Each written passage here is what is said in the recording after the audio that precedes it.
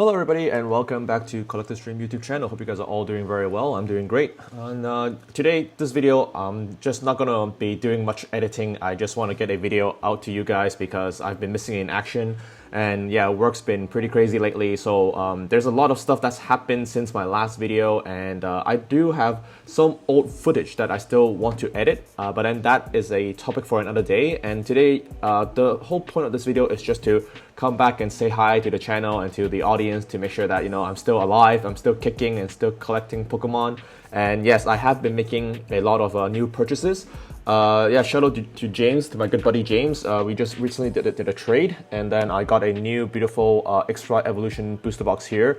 So I know, like, on my desktop right now, I have the Fusion Strike booster box, you know, open, and then you can just see the insane rise in the past. Let's have a look. In the last, not even like a month ago, yeah, like in April, it is still going for close to $500. They haven't cracked $500 yet, but then, you know, right now we're sitting at a unopened booster box that's being sold for $820, and then on eBay you can see, you know, steady sales in the $700 to $800 range. So yeah, like I'm not really jumping into any more Fusion Strike. I already got cases of it, and then right now, of course, I'm seeing a lot of great increase, but a lot of, you know, PokeTubers will be, you know, saying how the market's absolutely gone insane. And for me, I honestly, my take is this is sort of expected because, you know, with great alternate arts, Sword and Shield hasn't been printed as much as Scarlet and Violet, and then they are getting pretty old now. I mean, Evolving Skies was August 2021, so it's approaching the 4-year mark right now. So, and it has so many alternate arts. My next tab actually is Evolving Skies. So, like, if you ask me, am I surprised it's gone up so much in the latest pump?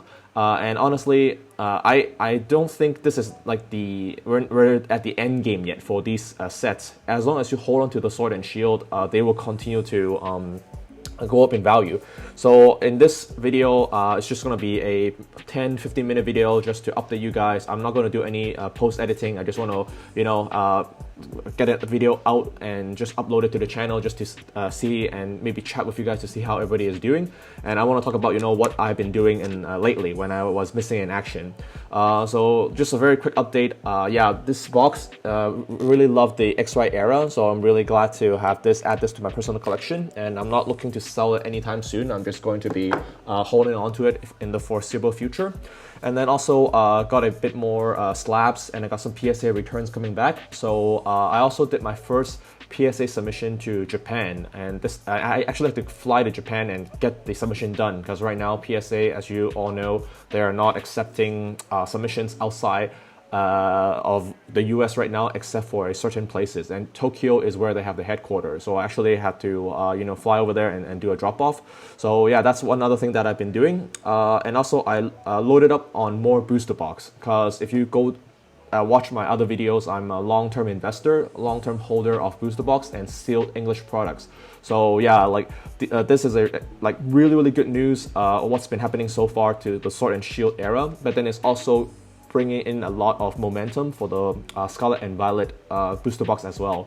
So if we have a look at Paldea Evolve, it's also close to $270, and I think I see some sales over $300 now. So it's absolutely insane how much the booster box have risen. And one good talking point that I had with my good buddy Clem in the other day is like, why are the it's worth brainstorming some ideas on why the booster boxes are worth so much money, but then the singles in the market is actually dropping. Because like if you look at, you know, some of the top hits and the chase, such as, you know, like the Greninja from Twilight Masquerade, the 151 Charizard, and, you know, so on and so forth. You know, even the Magikarp, you know, they're either holding steady or they've gone down 20 to 30%.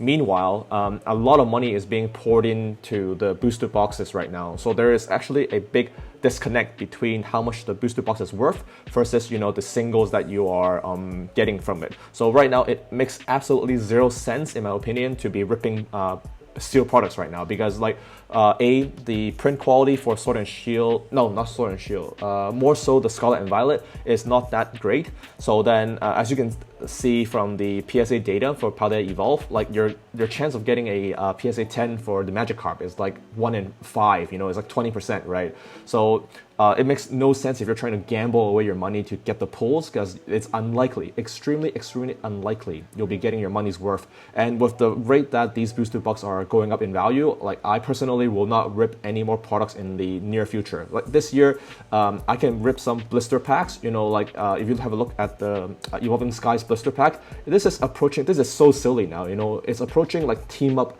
prices just a year ago. You know, a year or a year and a half ago, you can buy team up packs for, I remember, like $50. And I'm pretty sure if you give it a few more months, the Evolving Skies this year is going to hit $50 for these blister packs. And yeah, like the chance of getting a white code card which contains a hit is like 1 in 3 packs, right? So you're going to open almost like $40 times 3. You need to like attempt $120 worth of blister packs. You need to get 3 packs in order to get 1 white code card to hit a holo, a V card, a V Max, or you know, the best pull will obviously be the alternate arts. Yeah, but then right now it's just really silly to be opening products right now. So another thing I want to cover in this video is, like, you know, a public service: stop ripping packs. You know, I know it's very fun to rip Pokemon packs with friends, and just on a night when you feel, you know, you want to de-stress, you want to open some packs.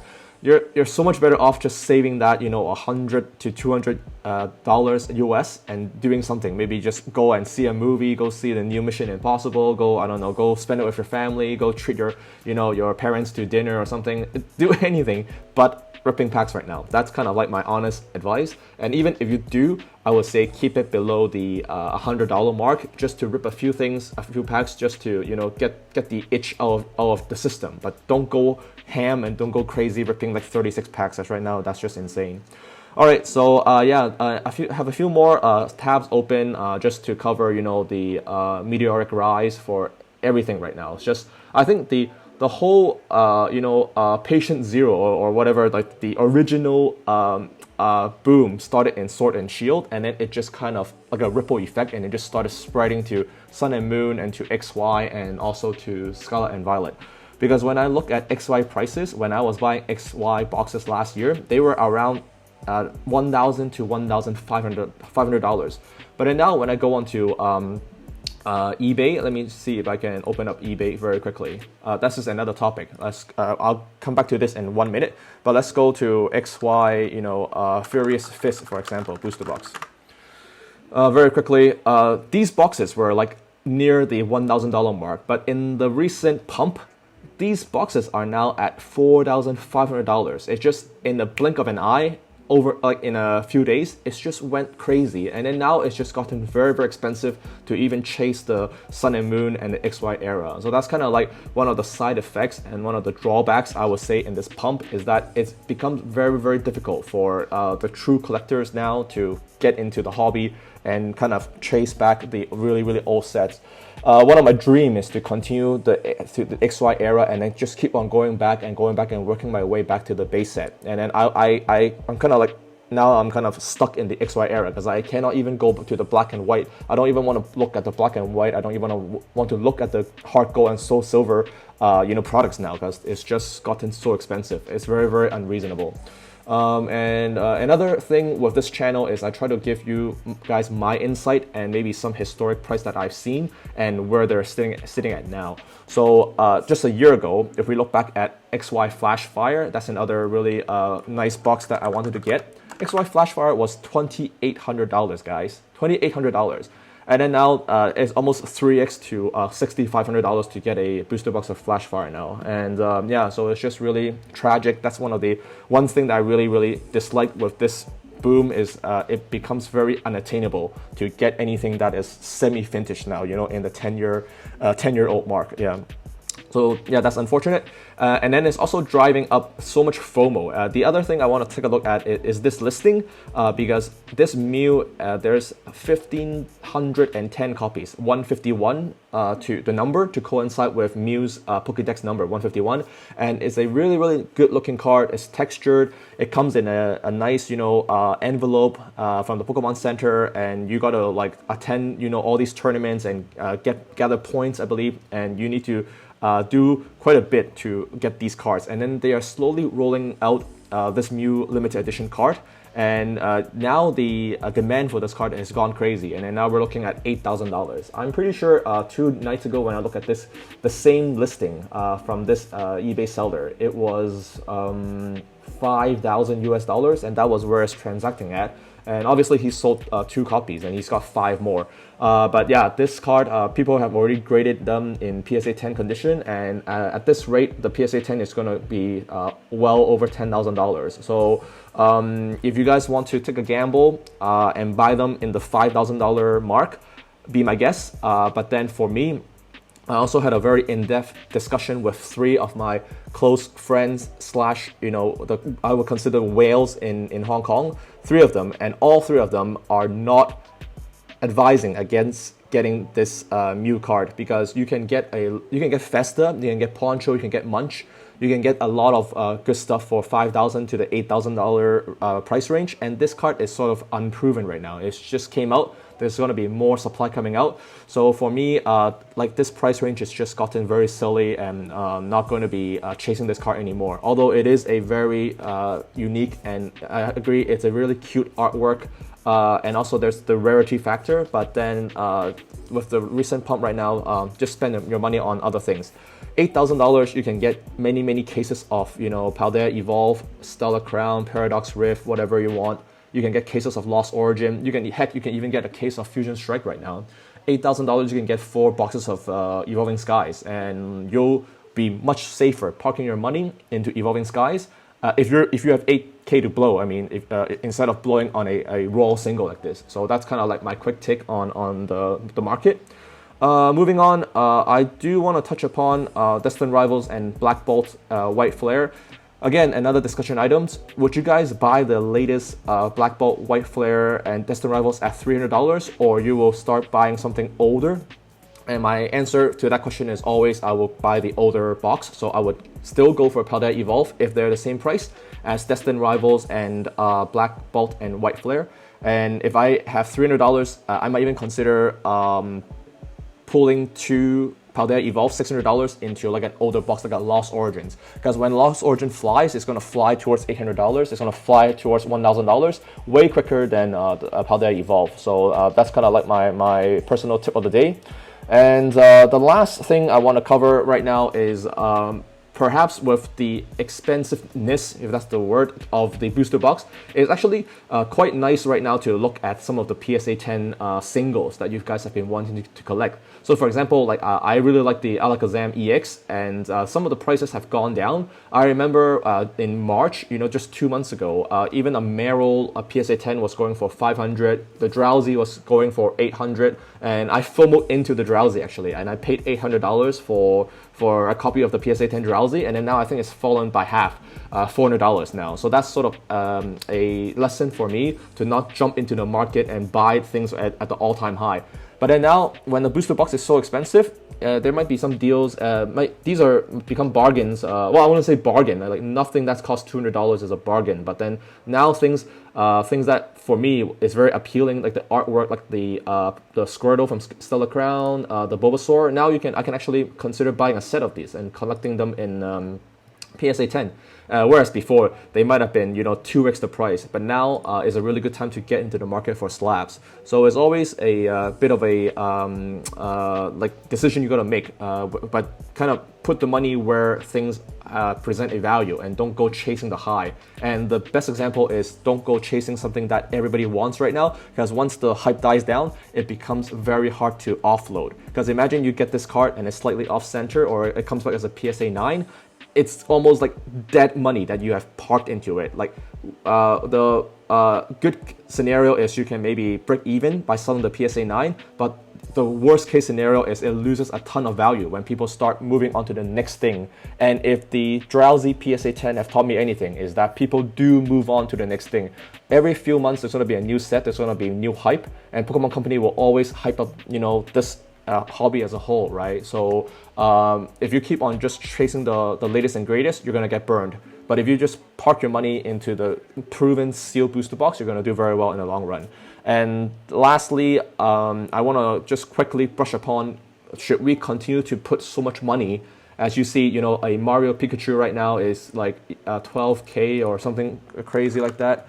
Mario Pikachu PSA 10, and I understand that there's a lot of different viewers of the channel. Some of you guys might be in the more beginner side, and this video I'm catering a lot towards the high-end grails because like it just shows us the absurdity of the market right now. So forgive me if I'm not talking more about the stuff in the $50 to $100 range, but this video is kind of more dedicated to the high-end stuff because that's kind of where the hype is at right now.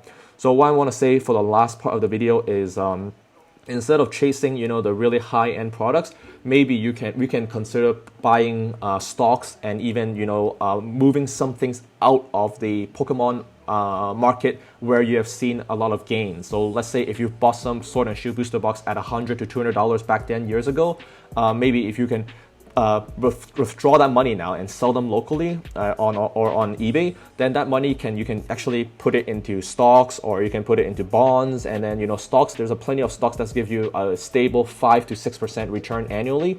And also even real estate, because I don't know what the real estate is doing in your local market, but then the mortgages is also fallen down to the HIBOR rate is like 1% now in Hong Kong. So like the bank lending rate, overnight lending rate has fallen to 1%. So like mortgages are in the 2 to 3% range now. Yeah. So I guess like that's for me is a connection between Pokemon as a side investment, and then how if we park so much money into Pokemon and we just keep on buying and buying, I'm just playing the devil's advocate. Maybe now you can also think about what you have on hold and sell some of the things that are have risen a lot, and you have 2 or 5x or perhaps even 10x, and then putting them into something that is more conventional, like like a blue chip stock. Yeah, because like right now, if you are chasing Destined Rival at $300, that for me is not really sustainable, because they used to be $100 boxes, but then now the hobby have gotten effectively 3 times more expensive to open.